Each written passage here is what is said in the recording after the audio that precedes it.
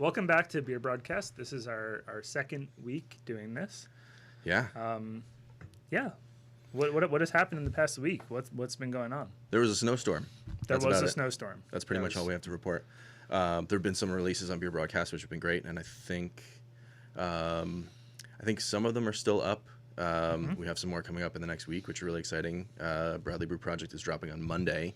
7 different beers. Yeah. Which is just in time for Christmas. Yeah. John is buying all 7 of them. That's a promise. One thing that's definitely happened running this site is that I drink just a ton more beer. We were just talking out in the lobby about how I think each of us we've definitely lost it. Whoa. That did not sound good. Yeah, we just climbed 5 flights of stairs, and it felt like the most exercising I've done probably my entire life, and I blame beer entirely for it. We definitely waited a lot longer for the elevator to just show up. Yeah. We both stood there looking at each other it's gonna come, right? Yeah. It's gonna. We would have waited an hour, I think, if we didn't have to be up here at a certain time. Yeah. Oh, it's weird when elevators the light doesn't light up. When you click the button and it doesn't, because you don't know if it's coming or not. Yeah, you just kind of hope and you listen for some sounds and hope everything's going to be fine. What do you got? So yeah, let's talk about what we've got first, and then we'll jump into some other things. So I'm drinking Sneak Box by Kane. It's a 5.4 ABV. It's American Pale Ale. They had a ton of these at the Circus Liquors near me in Lincroft. Nice. And this in 5 different versions. I almost bought all of them, but this is Abby's favorite beer, by the way. Shout out Abby. I'm gonna not tell the story. Sneak Box about Abby. Yeah, no, it's. I had to give a summary of it. I had basically just met you and your family, and a pretty mean prank was played on me where my phone number was swapped with somebody else's, and that person in my phone. They swapped phone. Abby's phone number with Colin's phone number, and they sent me a bunch of texts that are inappropriate. Yeah, which were 100% not for me, and so I think that's important to start off with. But that's about it. We'll leave it at that. No, she really likes the beer. I used to I have or don't have it anymore, but I had a kegerator, like a Keyser, which I don't know if should talk about what a Keyser is. It's a chest freezer that what you do is you put a little control box next to it. I got to talk about how the control box works too, but you put a control box next to it, and then you can control the temperature of the refrigerator, of the freezer, to make it into a refrigerator, and then you can put kegs inside of it and put CO2 inside of it, and you can have essentially a kegerator that you built. Yes. And what's really cool is that the way that it controls the temperature is instead of hacking the controls or hooking up to the wiring or whatever, it just has a temperature probe that goes inside of the kegerator, and then it cuts off the power every time that it gets too cold. So that's how it's able to turn it into a refrigerator, which is pretty neat. So I have one of those, had Sneak Box on tap. It's a great beer. It's actually, I'm enjoying it so far. So I don't drink a ton of Kane beer, and there's no good reason for it. I think I don't see it a lot near me, which is why I was pretty excited when I finally saw it at the liquor store. What is a Sneak Box? No clue. I have no idea either. I can't even come up with a good fake story for it. I don't know. I guess we could talk a little bit about that, but I'm not sure where we go. That you sneak something in, or a box that you put your sneaks in? Oh, you're talking about actual shoes, like sneakers? Yeah. Oh. Yeah. I thought it was a box that you put on that you can kind of sneak around sort of without being detected. Might be. Like a cloak or something. It might be. No. Can we look it up? Are we looking at Sneak Box? It's a small boat. Oh, man. I would have never guessed that. Huh. That's interesting. Sneak Box. Sure. Yeah, okay. They spelled it very differently. They spelled it 2 words here, and it's 1 word there. So they must be talking about sneaks. I think you're right. I think you were right the first time. But so what I've got here is a Forgotten Boardwalk, which is from Cherry Hill, New Jersey, not on Beer Broadcast. Kane, also not on Beer Broadcast. Not yet. And this beer is called What the Butler Saw, and it is an undressed wit. I know what a wit is. I don't know what an undressed wit is. Maybe there's something back here. I think the design of the can probably suggests something about that. They always do this. I think this is their mascot. That's a cool mascot. Yeah, and then back here there's like some, there's a keyhole. It says "Enjoy" on it. But what did the butler say? What would you guess? I think based on that can art, something they weren't supposed to see. Something a little naughty. Is it good? Yeah, it's good. It's good. Cool. It's got a little bit more, I hesitate, but creamy. It's a little creamier than a normal wit. Okay. Yeah. I'm trying to decide if this one that I brought for you is going to be any good. Don't show me. No, I won't. Not yet. Well, you kind of already saw it, but cool. Well, let's get into what we left off with last week that we need to circle back on because the entire world is waiting to hear your story about the first time you tried a beer. You didn't have a chance. I got to tell my story. It's your turn to tell your story.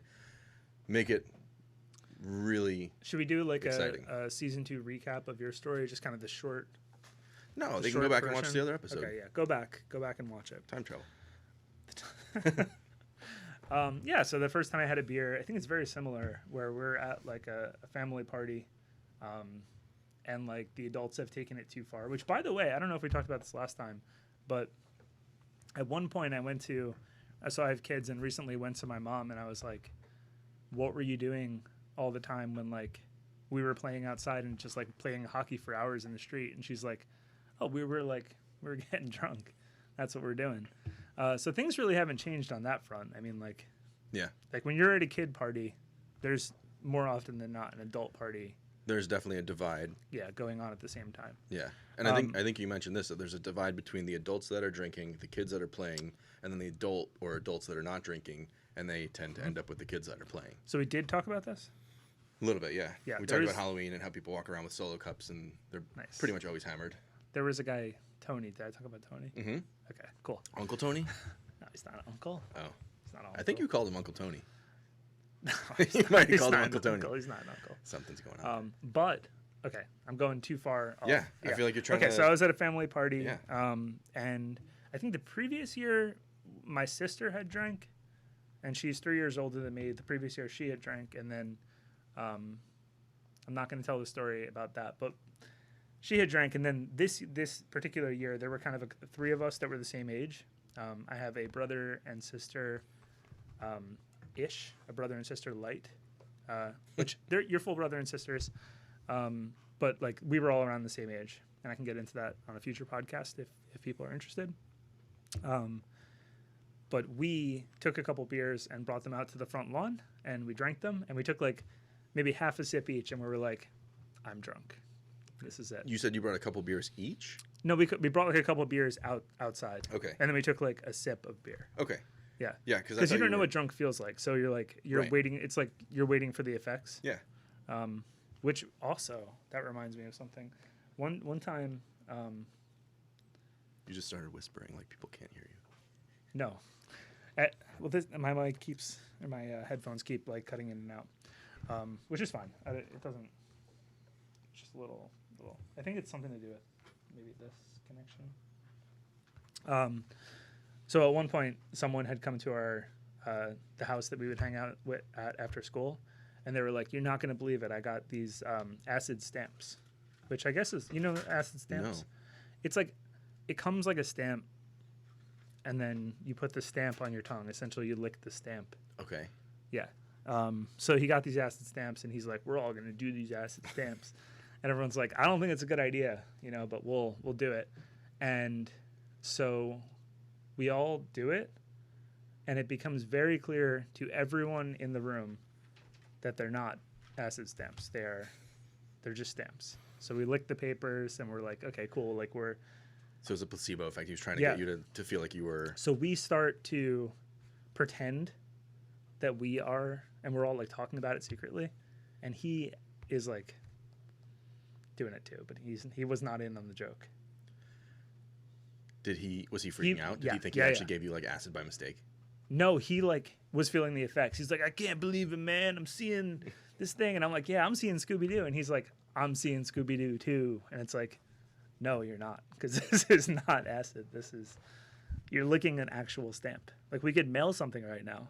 Well, that's like when you have your first sip of beer and you think you're drunk. I think that's what maybe. That's what I'm saying. It's like we had one sip. Yeah. And literally like fell down on the front lawn, and we're like, this is how it goes. Yeah. You know, like the You're world. I'm a drinker now. I'm an everything's adult. spinning. Yeah. I'm an adult. I'm a regular. I'm going to go to the bar. I'll be back tomorrow. Okay, so eventful, not eventful. Oh, they also be? used to have. I think at that party, so they used to have these parties, and my parents were divorced, but my dad would get pretty drunk and then call my mom. And he would like pass the phone around to everyone at the place.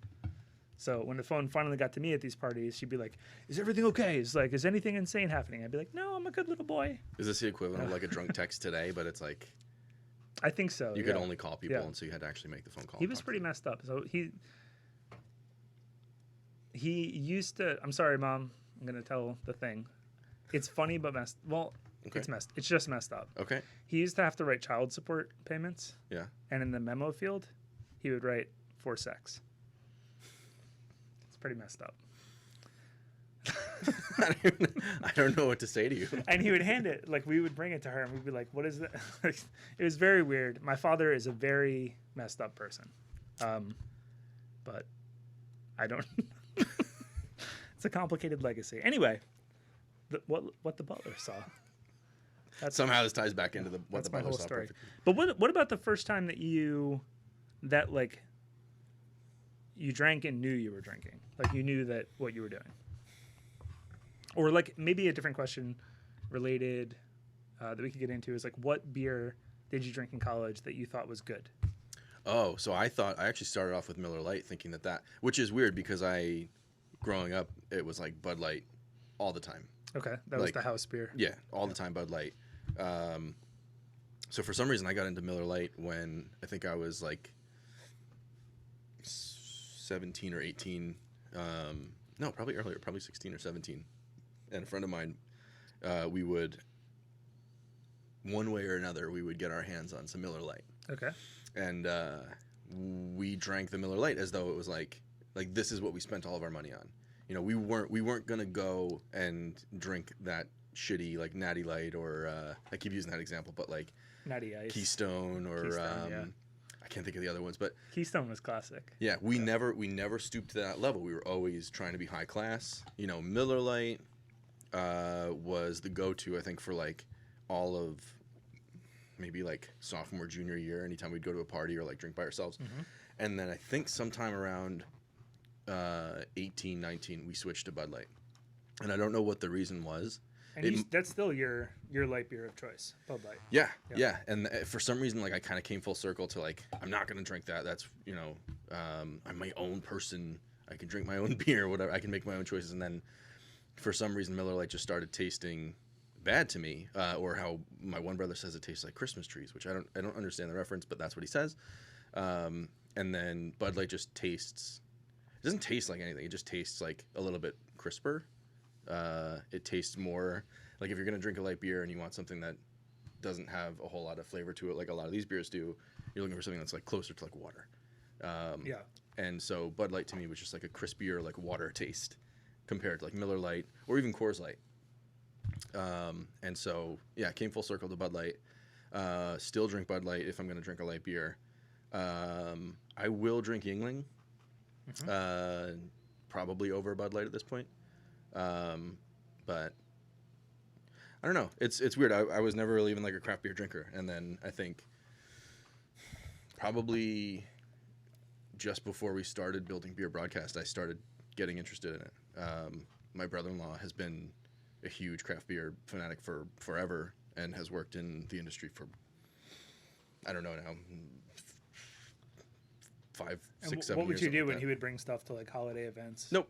Yeah, just not for me. I'll have this Bud Light. I've got a 30-pack of Bud Light over here. It's getting nice and chilly, and that's what I'm going to stick with. I didn't touch it. I wasn't interested in it. He would be so excited to describe it and talk about it, and I just couldn't get into it. And now, I that's like all I want to talk about. So yeah, it's kind of come full circle. He and I used to go to like beer fest, or like it's not called a beer fest. What are they called?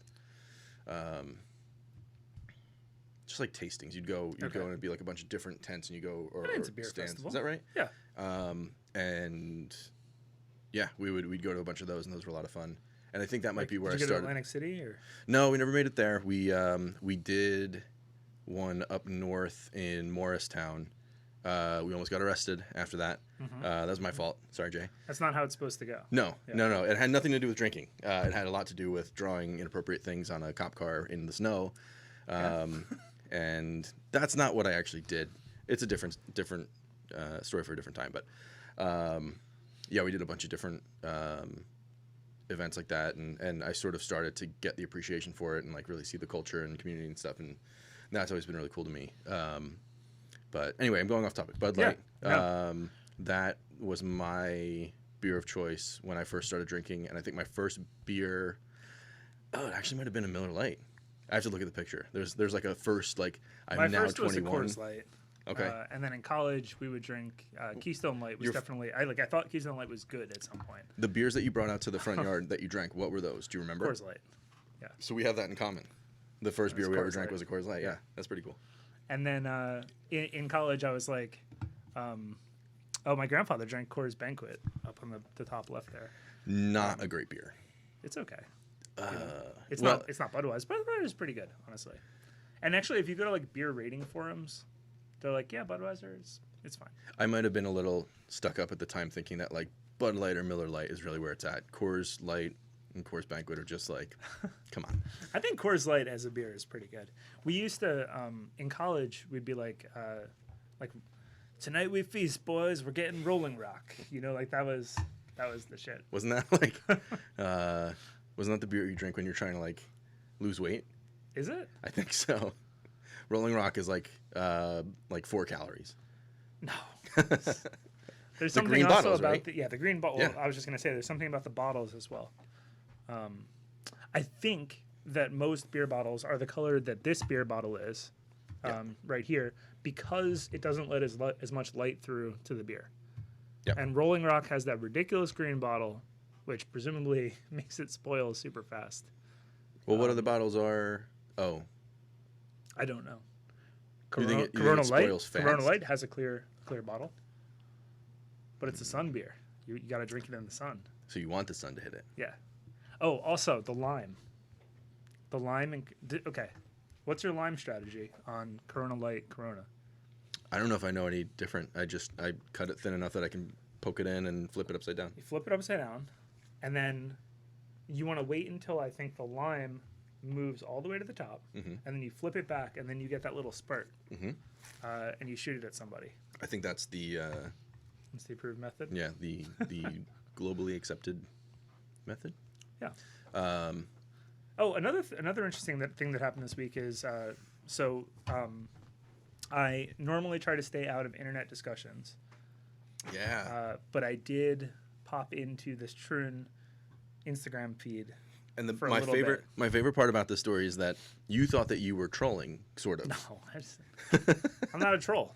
Not a troll. No, it came off extremely genuine and like helpful. And I think at one point you're like, I'm trolling this guy, and you weren't. You actually weren't, but it came off that way. And or you said, like, Colin, read this. I'm trolling this guy, and it's like, have you considered the argument where? Yeah. It was really sweet. It's really considerate and like thoughtful and helpful and not trolling at all. But anyway, go on. So yeah, the way that you order Twin beer typically is you have to subscribe to the Instagram feed of the brewery, and then if I say anything wrong, let me know. I think you know a little bit about this. You subscribe to the Instagram feed, and then when the beer comes out, you get a notification, which also means you're probably getting like all the notifications from the brewery. I don't know if they do other stuff, but you get the notification, you open it. Because you can't pick and choose which notifications you get from Instagram. You're just getting every time they post something. Yes. You're hoping that it's a release. Yes. And if it's not, you're like, okay, I'm a fan, so I like it, but it's not the thing I've been waiting for. Right. Yeah. So you open it, and then it says one of two things. It either says sold out, or it says what the beer is, and it says you can buy it. And then you have to go from there to the profile and click the Square site link, right? And when you click the Square site link, I don't know if they update it. I think you have to actually type it in. Type their site? Well, because we were just talking about this. Instagram doesn't turn a link into a link in the text of a post. These are not sponsored posts. They're right. You have to say the link is in my bio. Yeah. People go to your bio and then they click on whatever that link is that you just promoted. Yep. But if you don't do that, and I don't think they do this, I don't think they change the link in their bio ever. I think it's just whatever it's always been. And then they leave the link in their post, which is not clickable from the app at least. Mm-hmm. So you have to read it, memorize it, go to your browser on your phone, type it in, and then go to the page. And so people have been getting frustrated with that process. And it sells out very fast, and there's no cart protection on the order. So what happens is people get the beer in their cart.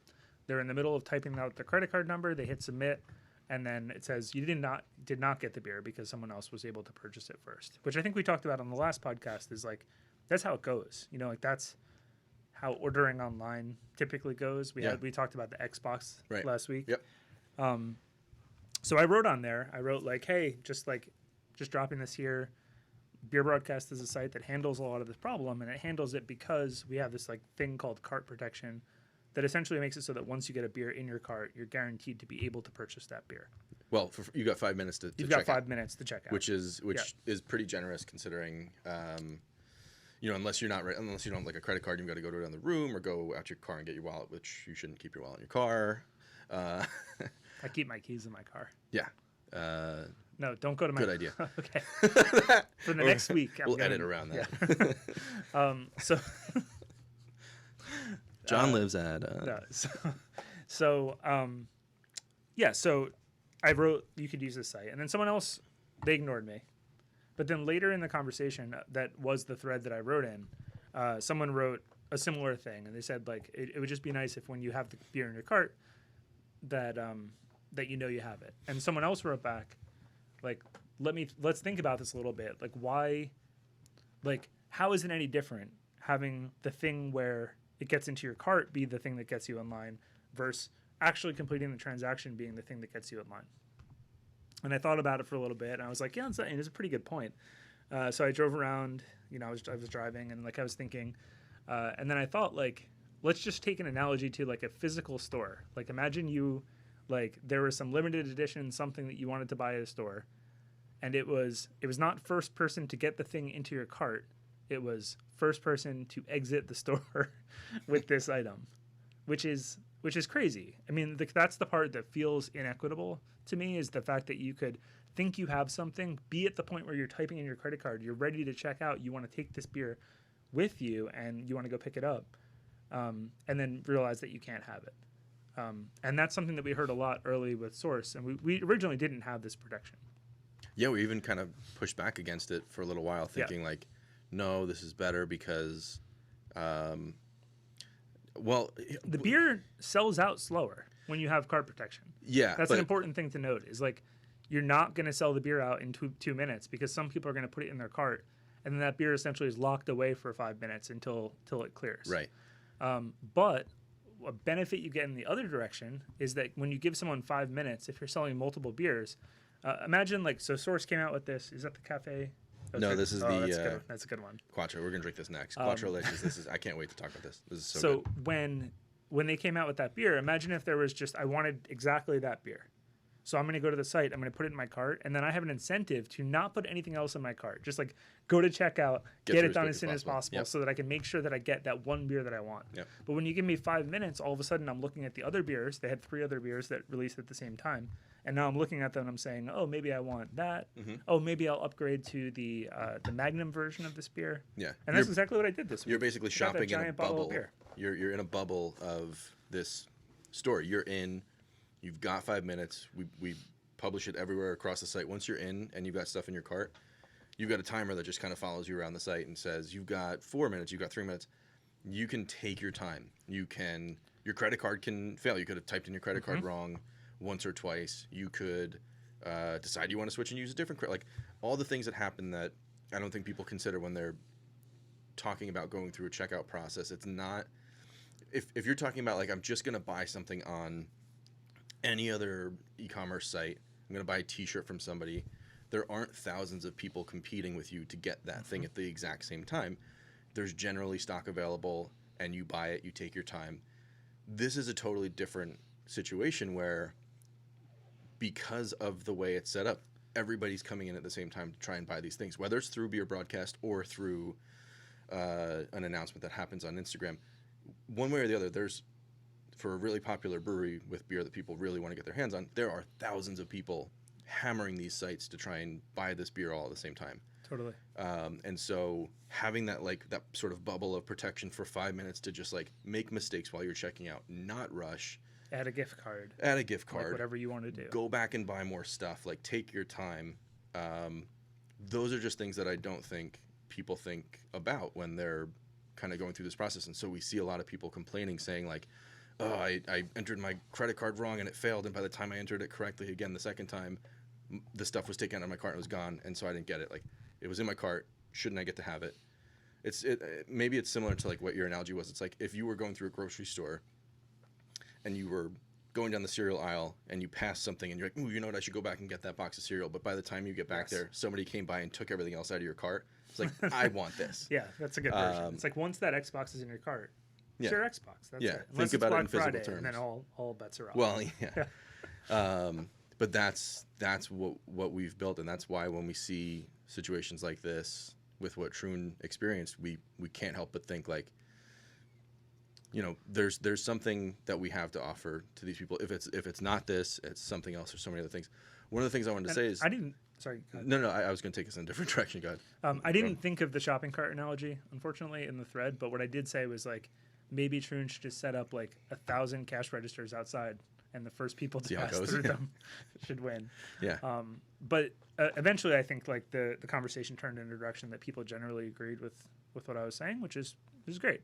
Like the internet for one time did not turn into just like I was gonna say the internet is never. I saw somebody say this the other day. It's like it's so easy to be on the internet and read somebody's comment and assume that they're just angry all the time, even though they could be saying it in such a nice way. The last message said agreed, and then for like the next 12 hours, I was like waiting for one that was like, but just expecting something to follow up. Yeah. What I wanted to add to that though is that I mentioned we pushed back on this idea for so long. We pushed back on creating a cart timer or cart protection that gives you a timer. And I think the truth is part of that is because it's really hard to do. And this is all you. So I'm not trying to take credit here. I had nothing to do with this, but you put in, you sort of figured out all these pieces, and I didn't want to do it. Right. Yeah. Well, that's why I'm saying we kind of pushed it off because it's really, really hard to do. And excuse me, I'll explain it the way that you explained it to me. Oh my God, so many burps. You said that there are certain teams, there's certain companies that have teams of people that their sole purpose is to make stuff like this work smoothly. Yeah. And so what I think is really cool about what we've got and what's impressive about what you did is that you did a team's worth of work that is like on retainer all the time. Their sole purpose is to do this stuff, and you did it in a way that works permanently. And like I don't think you've changed that. Since, no, we haven't touched it. And it works. It's worked flawlessly. We've had. I think what other company even does this? It's really. I mean, Ticketmaster is kind of the prime example. Right. So that's like whenever somebody says like, "What do you guys do?" If I'm trying to, at least for me, if I'm trying to pitch the angle of like the cart protection thing, it's like we're the Ticketmaster for beer releases, or beer event tickets. Like we sell beer. You know, we give you a platform to sell your event tickets too. Like you could use us instead of Eventbrite or Ticketmaster. Not that we're trying to compete. It's just sort of part of the package. But coming for you, Ticketmaster. Yeah. That's a terrifying thing to try and take on. But and at some point when we first implemented it, and I'm sorry, Phil, if you're listening, we had like 4 or 5 weeks where we would essentially oversell the beer, which is bad. I mean, like. It was okay because we had an understanding with Phil where he would essentially put in slightly lower numbers than he actually had, so that we wouldn't oversell. But maybe he would say that he had 1,000 of them, and we would sell 1,020 or something. Yeah. Which is, I mean, like that's not a long-term solution. I don't think we ever went that far over, which was. It was just like I remember these series of weeks where I was like, "It's fixed now; it will never happen again," and then it oversells again. It's just really frustrating, you know, because but luckily we don't have that anymore. It can oversell now. There's like for any programmers out there, there's like a database level locking mechanism that makes sure it doesn't sell out. Yeah. And I guess the other thing I wanted to say from like the perspective of somebody who doesn't really understand what you did technically, like to explain it, what happens is everybody comes to the site. You know, every Friday at least, if we're just talking about Source, we've got thousands of people that hit the site all the exact same second, and it's crazy, and it's intense, and it's scary, but it's like, it's at a point now where it's so under control that it's actually a lot of fun to watch these releases happen, because now you're just watching, you know, things sort of move towards selling out, and then that magical moment where all this beer sells out. But what I don't think people realize is happening is that there's this process that you created where even though there might be 2,000 or 3,000 people that are on the site, and just to this isn't an accurate number, but let's say there's only 1,000 4-packs, and there's one per person that can be bought. You've created this thing that essentially creates a really sort of like neat line of people, depending on that moment that they add it to their cart. And that's the important piece, and that's the piece that people are complaining about, is once it's in my cart, it should stay there. It should be there, and I should be guaranteed to get it. Yep. And so you've created the system that forms a very orderly line of people based on who's put it in their cart first. And I won't get into the details about like what happens when you get down to the last couple of 4-packs or whatever it is that's being sold. But because of this sort of combination of things that you've created, we've never oversold somebody's beer. Everyone that gets it in their cart is given 5 minutes to check out. Yep. And we have gone from seeing... Yeah, as a result, like the complaints have dropped. Yeah, we've seen a dozen complaints every release. And those are just the people who are willing to actually say something versus, you know, people who are a little bit more, you know, conservative, and they might not talk about how frustrated they are. And that's not good. We don't want people to be unhappy with us. We don't want to create frustration for the breweries that are trusting us to give them this platform to sell their beer. And so I almost feel like part of what we're doing is we're trying to create products for breweries to make their customers less angry at them. Because there's always something that people get upset about. There was a really interesting comment that so Truin at some point was on the thread, and I think wrote something like this system works until the point where like essentially COVID is over and we can go back to normal operation. Yeah. And I believe normal operation is a line outside the brewery. Yeah. I think. Yep. And like, it's just funny, like reading that, I was thinking like, a lot of people ask us if we started the business in response to COVID, and we didn't, like we covered in the last podcast. Mm-hmm. But it's like we didn't create this thing to solve a problem that was presented by the pandemic. We created it to solve a problem that was presented by having to stand outside the brewery or having to go to the brewery at certain times. So hopefully, I mean, Truin is an amazing brewery. Obviously, they have a great following. And yeah, they're doing great. They're making amazing things, and they're like their branding is spot on. It's perfect. Yeah. But like there probably is a shift in the world that will happen, you know, not just as a result of COVID, but also just like a increasingly digital society. Yeah. I think like that's... why stand outside of beer. We had did we talk about the almost getting shot at other half thing?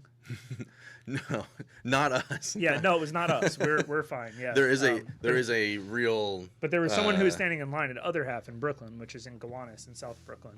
Actually, I wouldn't say South Brooklyn, but I did say it. Well, you lived in Brooklyn, so you would know. I don't know a thing about Brooklyn.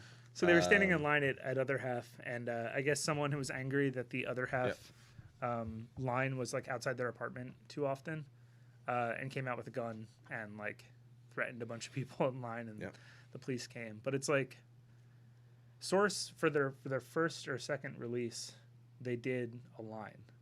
Yeah.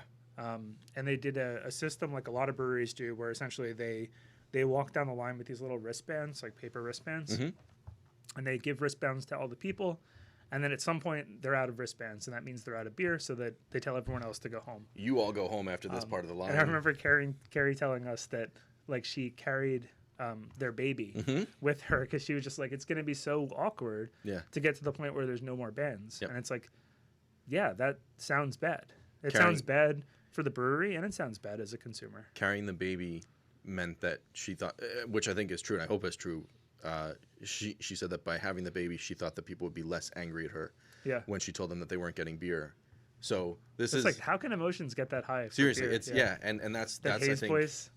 Hayes Boys. Shout out Hayes Boys. Seriously, they got us through a lot of dark times with the early beer broadcast stuff, where people were pretty pissed off about the cart thing, especially.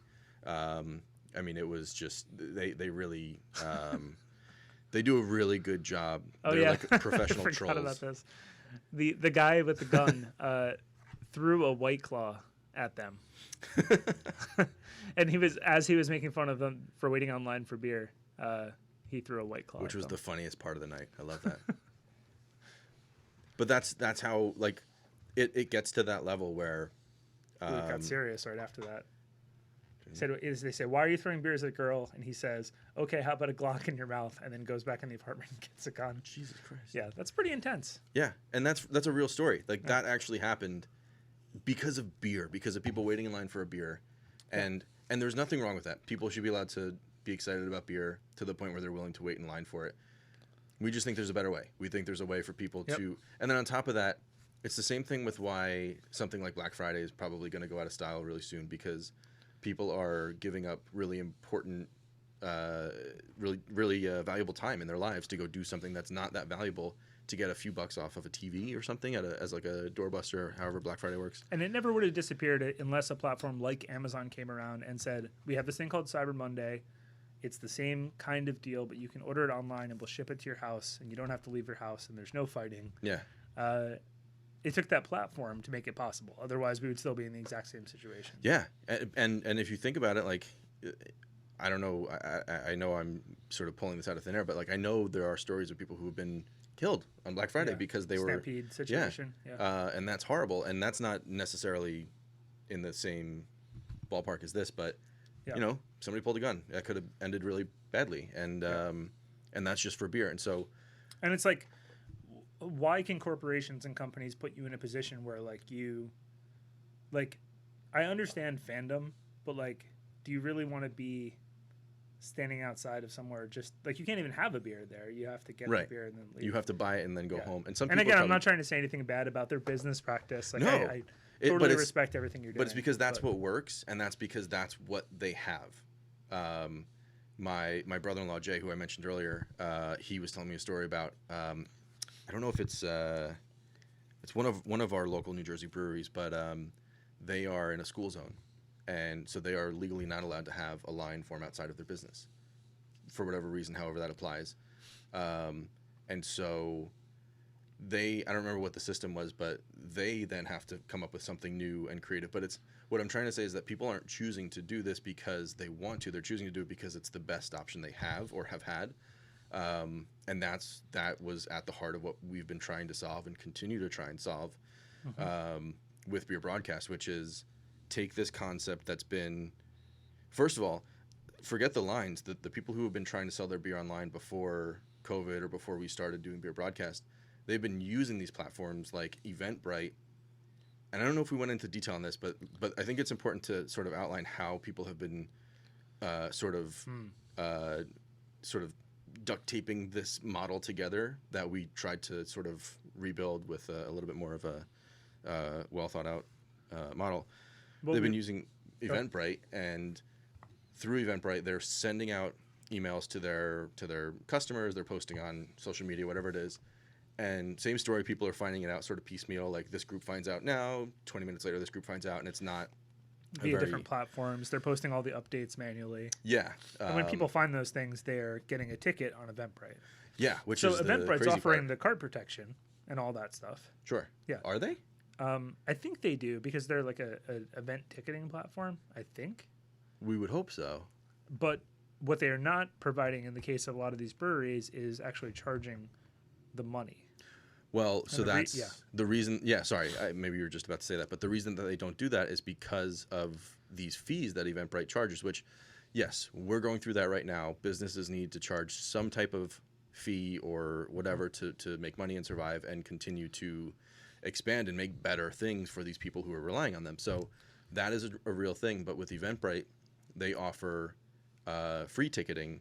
If you're going to have a free event, you can sell your tickets or you can have your customers pick up a ticket for free. No charge, no nothing. So that's been their workaround. It doesn't cost anybody any extra money. But what happens is once you buy the ticket as the customer, by buying one ticket, you're equating that to like one bottle or 1 4-pack of beer or whatever the brewery's selling. They would take that list and they would send everyone an email with either a link to the store or, in some cases, an actual invoice directly to their email, which also you get lost there because some people are not going to complete that process, which means you've essentially created a ticket process to buy the beer that doesn't result in you selling all the beer. Yeah, and the other thing that you and I think sort of stress tested when Source was doing their first release or two, the thing that we do with Beer Broadcast is we require that for somebody to purchase beer, they create an account, and that's for several different important reasons, but one of the most important reasons is that breweries need to limit how much each person can buy so that they can create some type of fairness in the amount that each person's getting. You know, some fanatic who wants to buy their entire stock can't, and so everybody gets to enjoy their beer, which is important. With Eventbrite, we found that because you don't have to create an account to buy one of these tickets, you can just go back to the link a second time and then just keep buying their beer. And then we when we found that out, we thought like, oh, that's interesting. I was told I was only allowed to buy one bottle. I'm now buying my second bottle, and good for me, bad for somebody else. And not even really awkward at the brewery because you can just, like, you would think it was awkward because you'd have to show up with 2 receipts, but like you just show up twice. Or send somebody else. Like there's so many ways around it. Yeah. Now, what we found out was that in some cases, somebody could potentially buy that free ticket, and because you can keep buying a free ticket over and over, it's not costing you anything as the customer. You could buy all these free tickets, claim all, however many there are available, so nobody else gets them, and then you could just never show up. You just never show up for your beer, and then that beer sits on the shelf and goes bad, and then they either have to, sell it piece by piece to somebody who comes up and find a way to get rid of it, or they don't sell it or whatever, or they have to re-release it. And so there's all these possibilities for problems. And we went into building Beer Broadcast, aside from trying to prevent lines from building up and people missing out on beer releases, to also do these things for breweries where they don't have to do this manual sort of step by step, like, okay, here's the tickets, now let me export this list, let me put this list at my front counter at the tap room or wherever it is, take a highlighter and then cross somebody's name off. Like, we took care of all of that. We took that entire process, made it digital and secure, especially. And that's just one of those really small pieces that when you spend that much time talking about it, sounds like a lot. But there's so many little details like that are in Beer Broadcast that we keep trying to think about and make better and share with other people so they try it out. Yeah. I think you're right that, like, ultimately it's just a set of tools. Really? Is it time? Oh, it's time. Sorry, I wasn't trying to cut you off, but no. I'm going to need your bottle opener. I brought a beer for you too. Well, no, this is okay, I'm going to This is your beer. Okay. This is to split. Do you want to do that now? We're going to split this one first. Okay. And then we're going to do our shares. This episode sponsored by... No. Okay. I'm still not allowed to do that. He did this last time, too.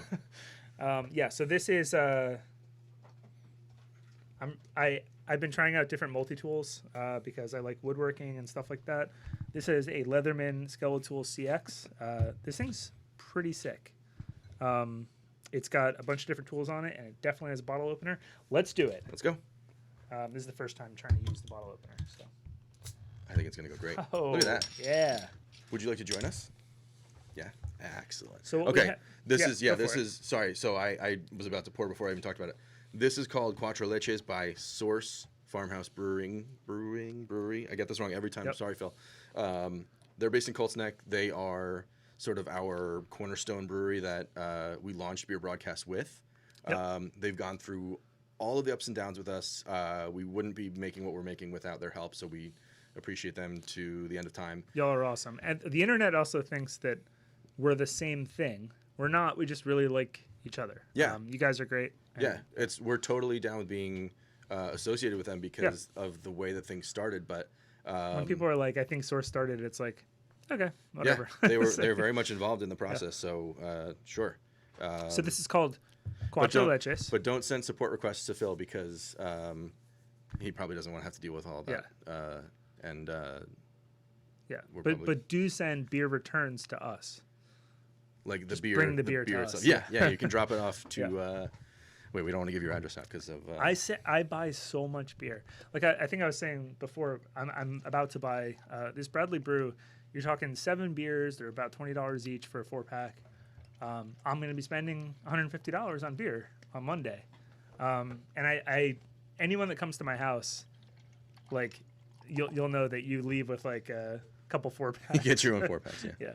Yeah, I've made it a habit of going to family parties or any events that we can actually go to if. So we got 4 milks in here. We're talking. I'm presumably goat milk, lamb milk, human milk, cow milk. Is that what? What? There's 4 milks. What are the milks? You just grossed everybody out. No, I think I'm going to get them off the top of my head. Regular milk, oat milk, almond milk, and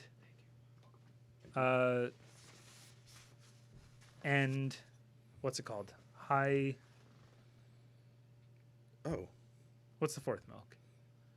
So, okay. Coconut milk. Coconut milk. Did you try it? It's good, right? Coconut milk, almond milk, oat milk. No.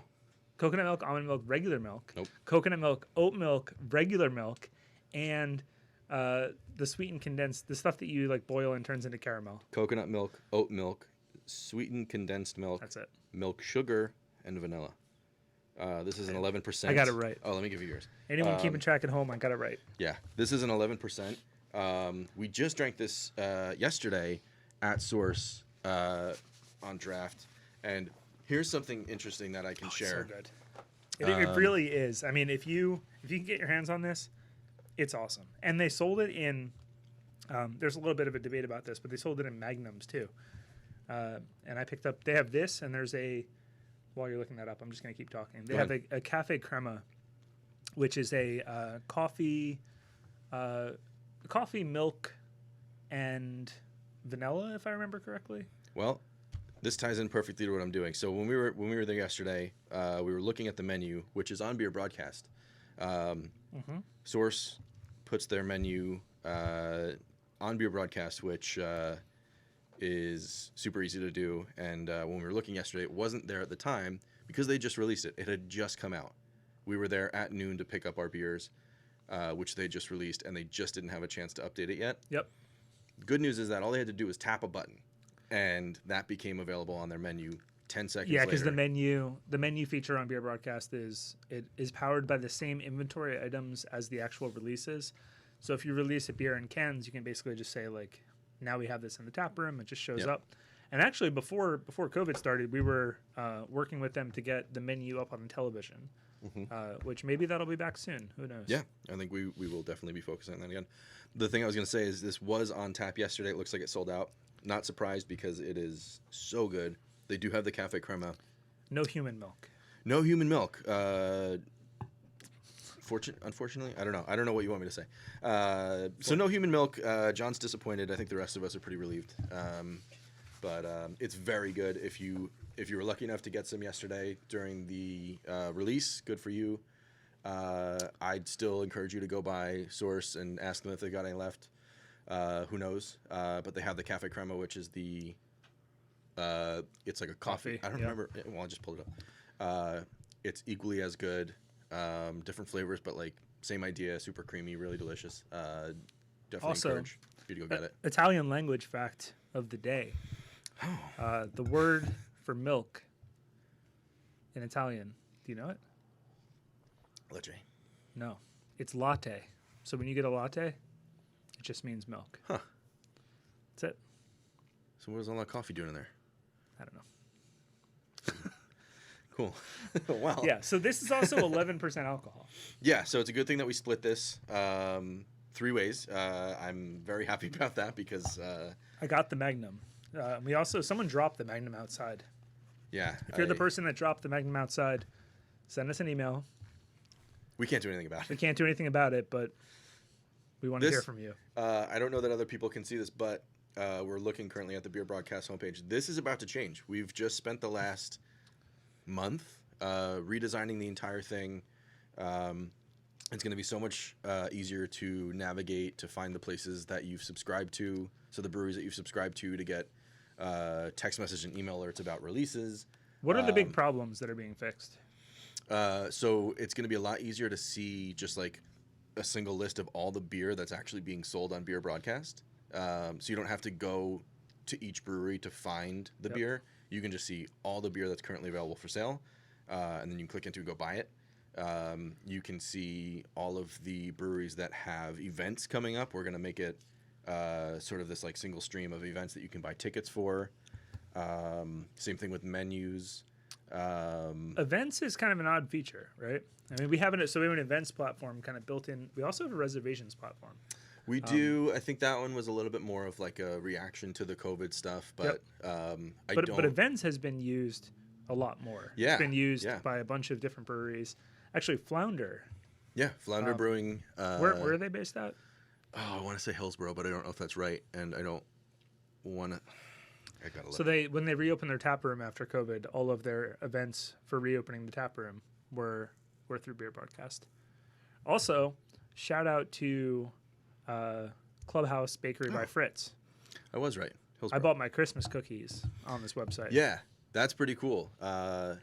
If you're not a brewery and you want to sell stuff on Beer Broadcast using this model, your customers are going to be super confused.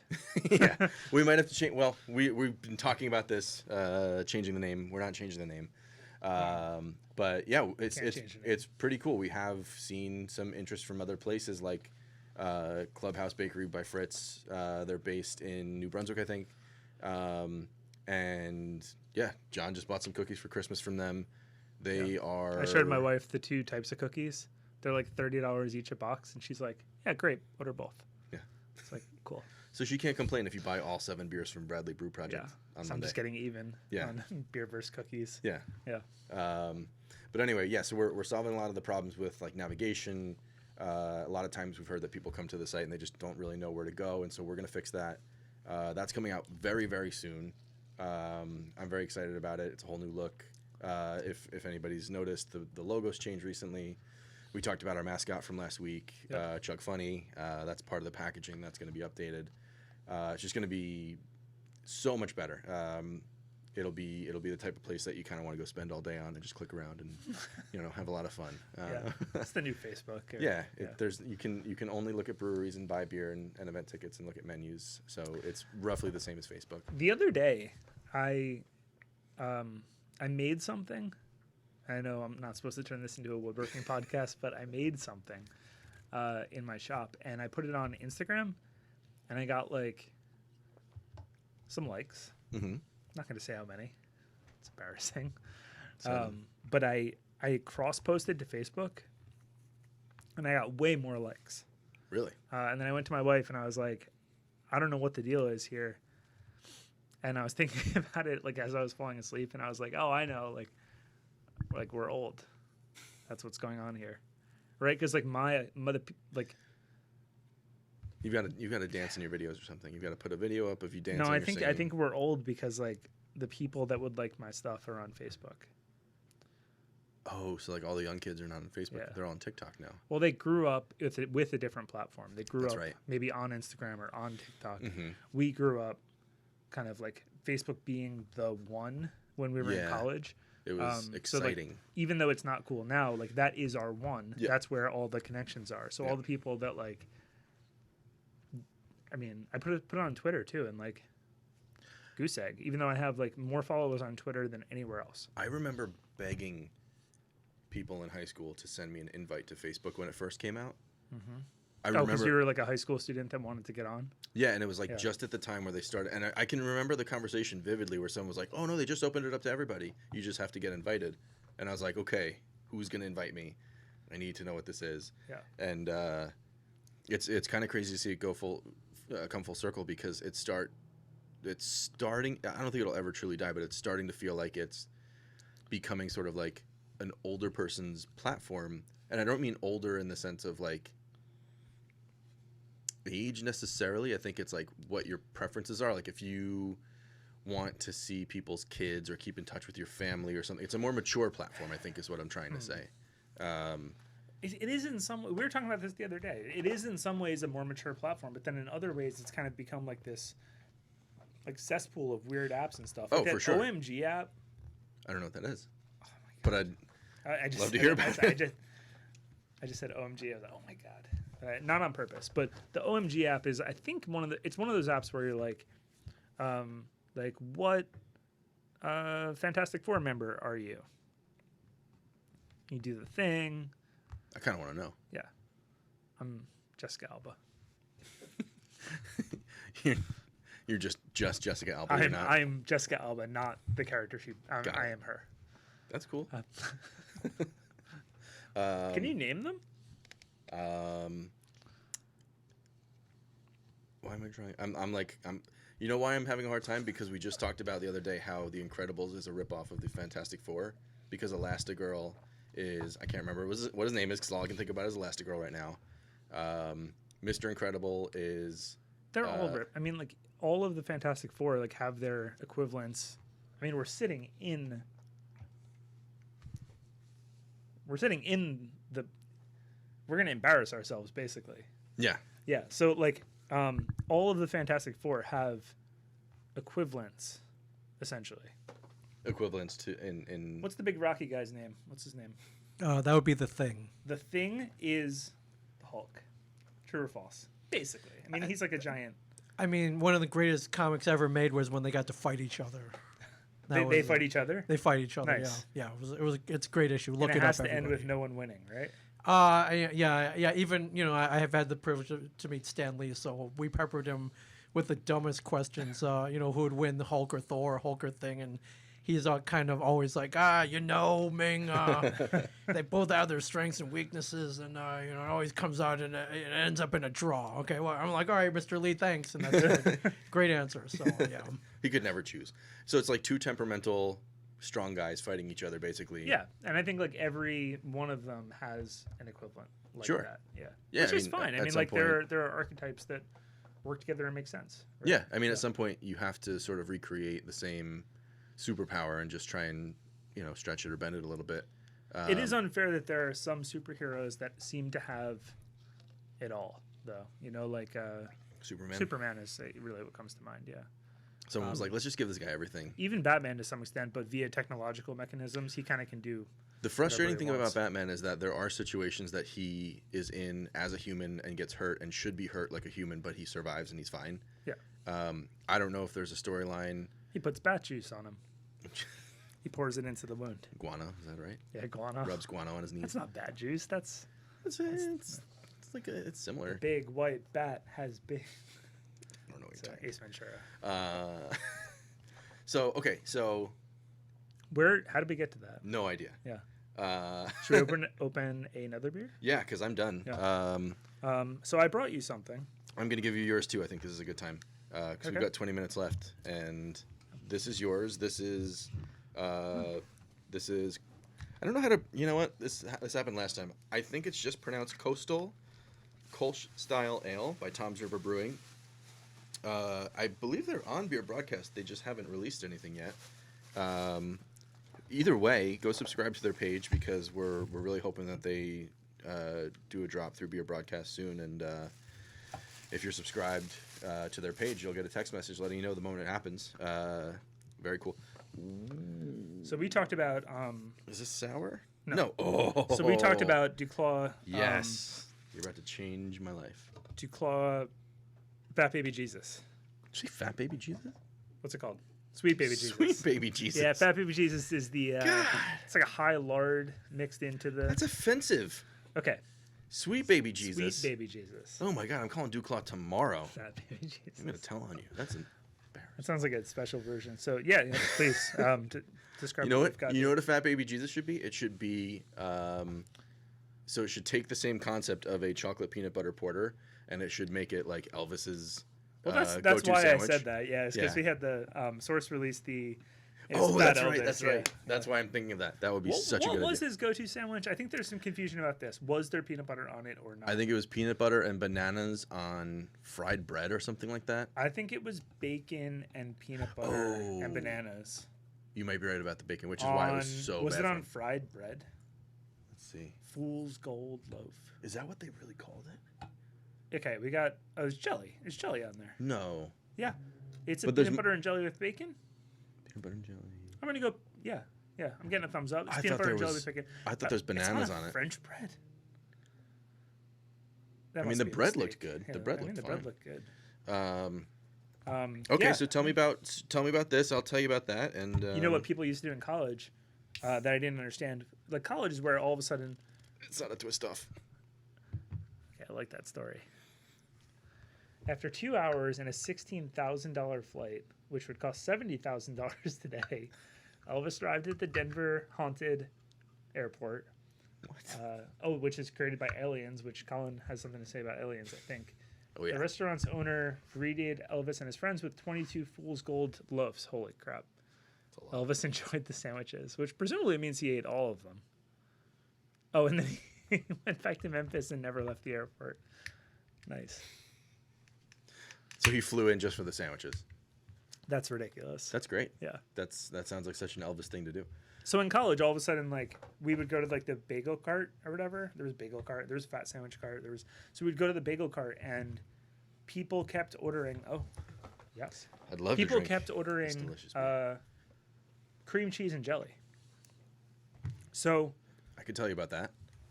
Yeah. Wait, you can tell me about cream cheese and jelly? Yeah. Have you never had it? Is this story about very convincing? Is this story about to make me feel bad about myself? No, that's it. That's what they ordered. Have you never tried Whole it? story. I never had it. No. Oh my god. No. It's so good. Get an English muffin. Toast I do it. like English muffins. Toast it. One of them's cream cheese. One of them's jelly. You can take a bite of each. Do you turn them together like an Oreo cookie? So you could. I've done both ways. You can combine it, make a sandwich. Okay. Or you could just take a bite of one, take a bite of the other, and you kind of. No, you don't want to do that. Sometimes I do one cream cheese, one butter because I can't decide. So I do one of each. English muffins are great.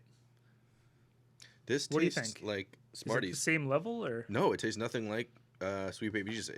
Sweet Baby Jesus. It tastes like Smarties, which is very confusing because. Of course, I meant to hear. There's no way that's true. Do you want a different? I'll just give you that.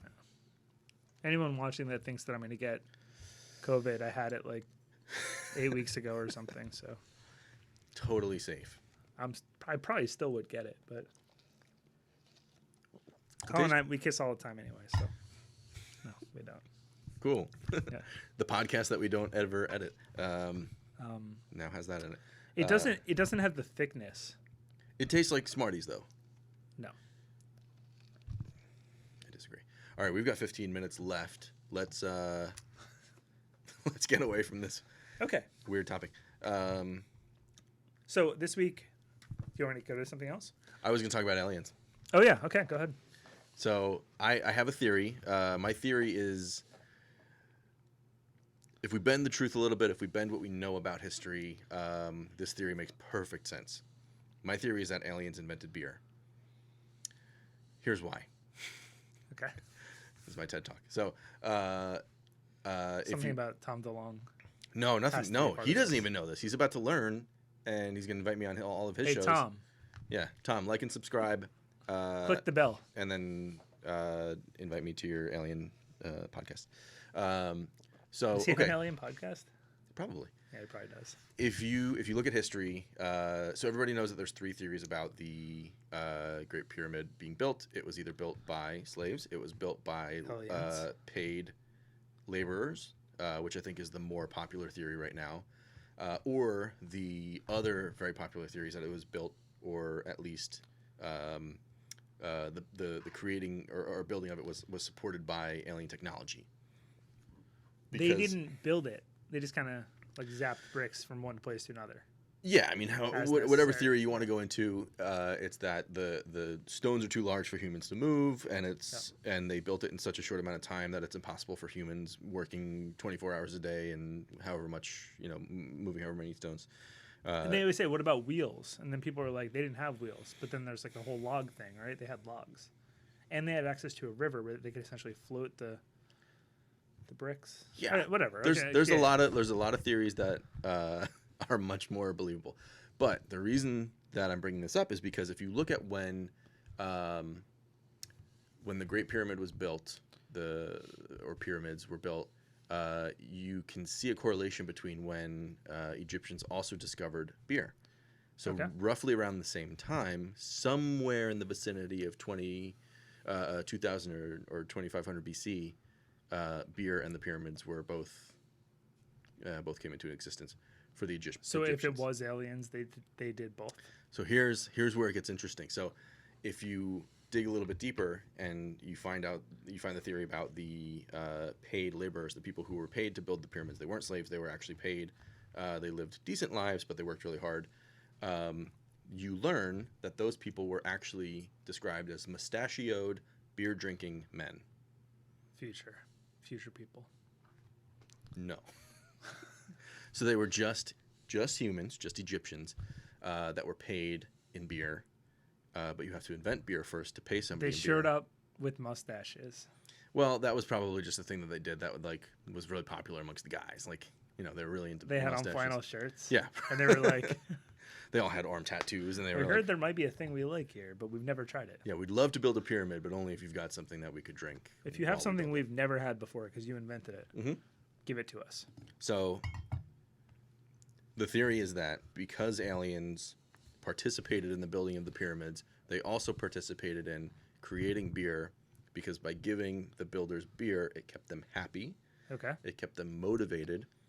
And it gave them something to sort of gather around. So we know that there's this great culture around beer today that's sort of existed forever, whether it's beer or liquor or alcohol, any kind of alcohol. And then to take that theory a little bit farther, why would aliens just invent beer just so that a handful of people would build a pyramid in good spirits? Okay. I think they built it because they were cultivating this concept of beer in general. And they're like, one day it's going to get to this point where there's over 500 breweries in New Jersey alone, and those breweries are all making several different styles of IPAs and milkshake IPAs and imperial IPAs. And I also read that when they opened Tutankhamun's tomb, he was holding Lil Squeezy. He had a Lil Squeezy. Lil Squeezy? Yeah, Lil Squeezy. No way. He was trying to watch his weight, Well, he was only a child, so yeah. You would think that, he's got a lot of pressure to sort of maintain that childish figure, and he didn't think he was going to die soon, and it's got way off track. Okay, so aliens invented beer. Aliens invented beer, and the reason is because, one, they needed to keep the people that were building the pyramids happy, and two, because they knew that there would be this culture that would be built around it, and that people would kind of keep developing the concept of beer, and they would turn it into other things, and they're going to come back one day, and they're going to try and find all of the best recipes from all of the best breweries in the world, and then those are the people that they're going to take on the spaceships and take them home. They're going to steal the recipes. Yeah.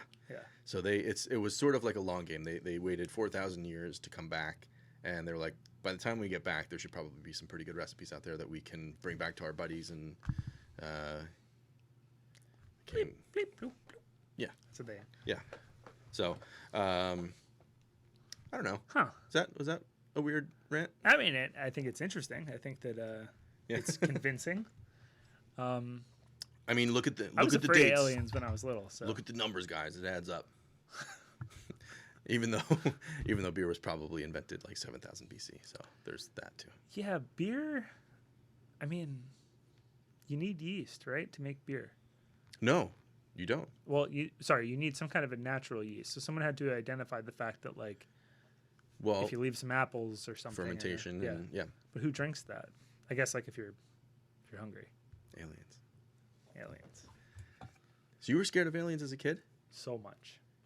To the point that we would go to the planetarium show where they would show the thing, and they'd be like, and it might harbor distant life, and I'd be like, nope. I'd just run out of the room. I don't know why. I'm not afraid of them at all now. Ghosts are scary. They're not real. Well, Not real. I'll put this challenge out now that we've got this platform. You ever seen a ghost drinking a beer? It's an alien ghost. What? Now that we've got this platform that my wife, your wife, and your mom watch, I'm going to put this out there to the world. My mom's going to stop watching after No, she's not going to hear this part. But I would totally take on the challenge to go stay in a haunted house for a night to win $1,000 because I'm so sure that nothing would happen and I'd be fine and everything's going to work out. the most haunted house in the world, I'll go stay in. I don't think a ghost is gonna kill you, because we would have documented ghost evidence. But why are people so afraid of haunted houses? Why won't? So if somebody put out the challenge, I'm sure tons of people would respond. But like, why? Maybe I'm basing this entire story off of like the plot of movies, which. Yeah, I think that plays a lot into it. Is people are scared that like the ghost, like something you can't see. Yeah. Or something you can see. It's basically that you're inside a horror movie. That's what it is. And it's Yeah. always a little girl that's like, "Come play with me." Well, you know? Can you only hear her or see her too? You can see her, and then her head spins around. I don't believe it. You don't believe it? Nope. Well, you've surely talked to people that have seen ghosts. And I don't believe them. Me 5 years ago would disagree with me. Because you saw a ghost? No. Because I like was so sure that they have to be real because I watched like Ghost Adventures and Ghost Hunters and all of those shows, which I think are still extremely entertaining and I really loved watching. But I don't think any of that stuff is real. Like I'd go on. What I will say is, if they're not real, if they are real, all my ghost friends that have never showed up. If you're watching the podcast, what the hell? How are they watching it? GhostTube. I wonder if the domain name's available. Yeah, I mean, like, why not show up? Unless it's like a Ghost, the movie Ghost situation, where they essentially have to move on to a different life. And it maybe all the people that I knew are just good people, so they're onto their shit. They got no lingering business. You're wondering why they haven't come to. Yeah, to visit. Yeah, to bother you. Yeah, maybe they know I'm afraid. They're just quietly watching you from a distance, but they're here. Yeah, they're here. They're just floating around.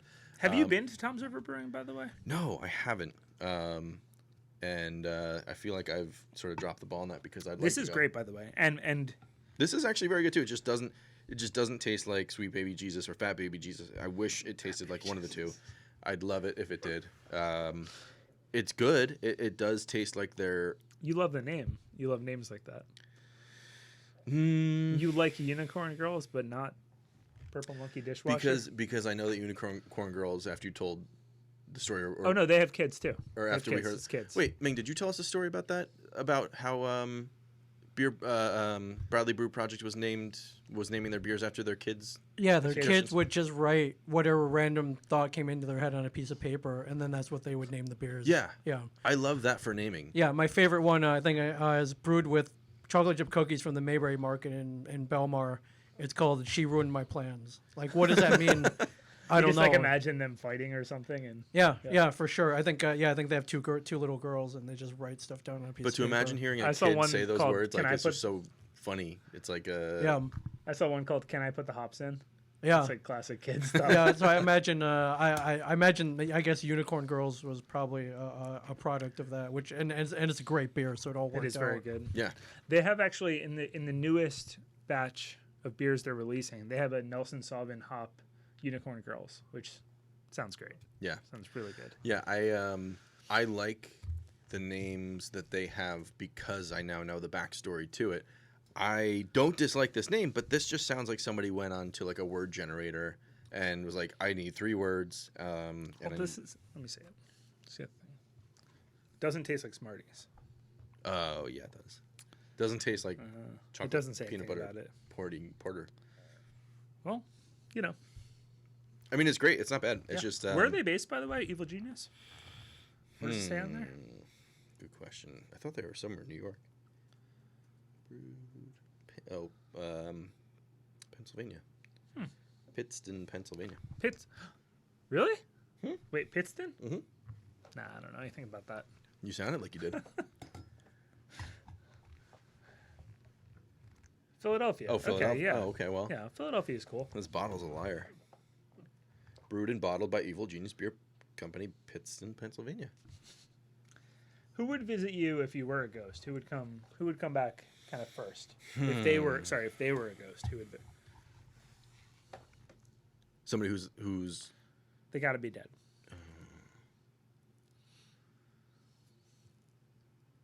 Are they coming back because like they want to say like, hey, what's up? Or are they coming back to haunt me? Like, am I in trouble with this Your person? choice. It's just like whoever gets there first. I feel like you need to give me a couple, you need to give me the bumpers on the bowling lane. Like, I need to know. Okay, they're going to haunt you. Okay, who's going to haunt me? I have no idea. I don't know. One time. No enemies, I guess. I don't think. Come haunt me. If you're going to haunt me, come haunt me. Let me know. Bring it up in the next podcast. No, you got to look over the ghost tube cameras over there. Because it's just not, there's no. No, there's 2 cameras. This is the human one. That's ghosts. The fake one over here. There's no camera over here for anybody who can't see or is listening. There's no camera that John's pointing. We're to. almost at time. Mm-hmm. Yeah. So what do we want to say? What do we want to say to the people? Keep drinking that beer. Keep drinking the beer. Keep. I don't know. Fight for a better system. Why are we all standing in lines in the cold to get Rise beer? Up. We're adults, okay?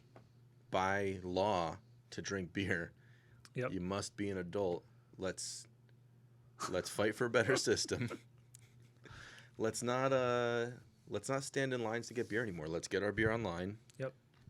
On the internet. Oh, there's some tie in there. Like, don't stand online. Get it. On time. No, don't stand online. Get it online. Right? There's you know a what slogan. about Tom's River? Tell me about it. I was born in Tom's River. First thing. Second thing, there's another brewery in Tom's River called Battle River. Went there recently. It was very, very good. Nice tap room. They have this nice outside area. They have these giant like cable spools. Real big. Like one of them is probably 10 feet across. It's really, really a giant spool. But they use it as table. It's table. So there's a cable. No, there's no cables. It's like the spool that the cable would have been run on. Okay. And then they've turned it on its side, and it is a table, but it's like a very big table. Got it. Made of this spool. Okay. And they have a really nice setup. They're right on. If anyone knows about Tom's River that knows the Java joint, they're right next to where the Java joint used to be, which was like, that was like in high school. It's like, oh, we want to be cool. We want to pretend that we drink coffee. We're going to go to the Java joint and like Scott Webster is going to play acoustic guitar and we're going to watch. Scott Webster sounds like a real name. His real name. Hey, Scotty. I don't know what Scott's up to. It's been a bit. I wanted to just call out that you drink coffee at night, which I think is... I drank a coffee today at 6 p.m. Something that only crazy people do. We can talk about this next time and how you are crazy. I can't drink a coffee after noon without having crazy dreams and losing a lot of sleep over it. So, 9:30? I got to shout out some people. Go for it. Shout out to Norm. Oh. What up, Norm? What's up, Norm? You made it to the end, buddy. Shout out to my mother. Shout out to Kate. Shout out to Colin's wife, Lil. Lil, what's up? Shout out to Asher. She's not going to watch to the end, though. Okay.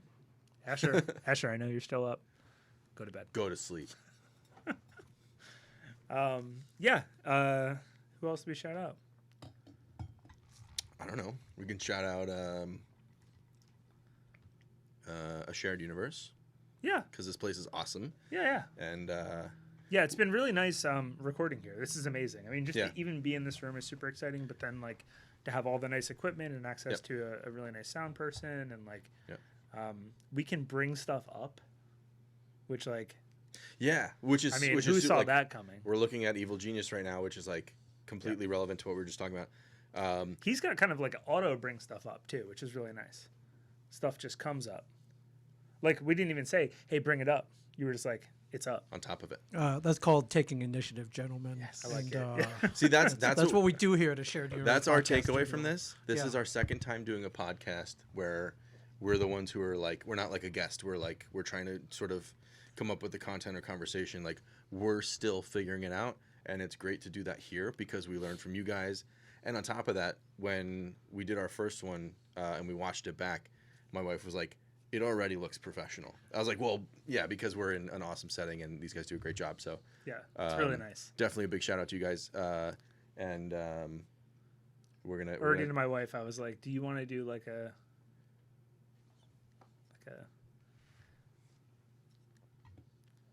relationship podcast? I was like, I've already been thinking about ideas like, hey, can we like come here and like do this other thing? Yeah. Because it's just like such a nice space and it's so easy. Yeah. To go ahead and record something. And I'm really jealous of he said we could pick it up, but yeah, afterwards. I did this. We can do this. We could totally do this off this podcast, but I'll say it right now. I did find the resin Mjolnir hammer, and mine's on the way, so I found one. Anyway, I think that's it. Yeah, we're gonna try to do this every week. We're gonna keep it going. I think we're gonna find our groove eventually. We're just kind of talking about the platform, talking about beer and stuff, and otherwise it's fun. Anybody who's listening, thanks for chiming in, and like and subscribe wherever you're listening, and click the bell. Click that bell. Yeah. And Norm, thanks for making it to the end, buddy. All right. See ya. Thanks.